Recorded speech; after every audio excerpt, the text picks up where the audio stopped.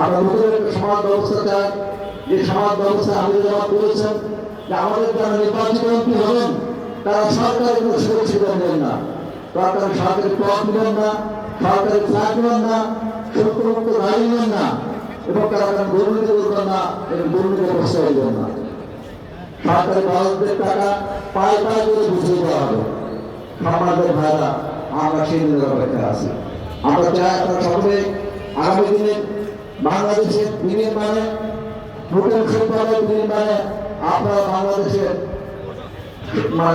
সকল জায়গায় যেখানে দাঁড়িপাল্লা প্রতীক আছে দাঁড়িপাল্লা প্রতীকে ভোট দিয়ে বাংলাদেশ জামাত ইসলামীকে সামনের দিনে আমাদের দেশের ক্ষমতায় দেখতে চাই, যার মাধ্যমে আমরা যে সমস্ত ভাইরা জীবন দিয়েছেন রক্ত দিয়েছেন তাদের রক্ত দিল বৃথা যেতে না পারে। সমাজের ভাইরা আসুন, এরপরে ওনাদের সাংস্কৃতিক অনুষ্ঠান হবে। আমি আপনাদের সকলকে ধন্যবাদ জানিয়ে শেষ করছি। আসসালামু আলাইকুম ওয়া রাহমাতুল্লাহি ওয়া বারাকাতুহু। সম্মানিত রাজশাহীবাসী, আমাদের আজকের এই সমাবেশে যোগ দেওয়ার কথা ছিল শহীদ সাকিব আন্দোলনের গর্বিত পিতা জনাব মাইনুল হকের।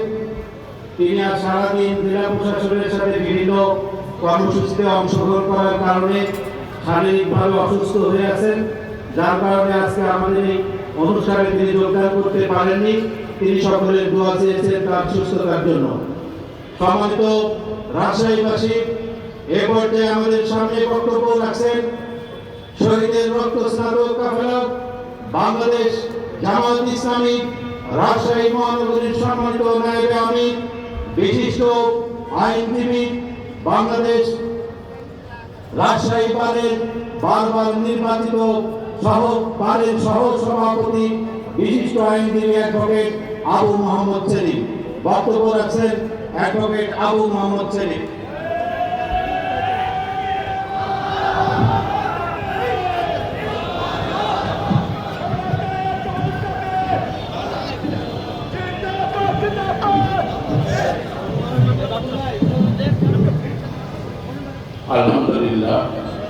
আলহামদুলিল্লাহ রাব্বিল আলামিন ওয়াসসালাতু ওয়াসসালামু আলা রাসূলিল কারীম।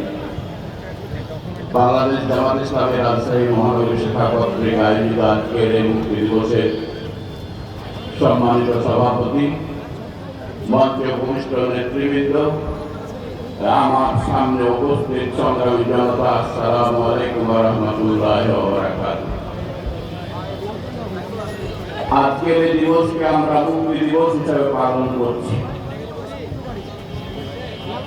কিন্তু যারা এতদিন এদেশের মানুষের উপরে জগৎ পাথরের মতো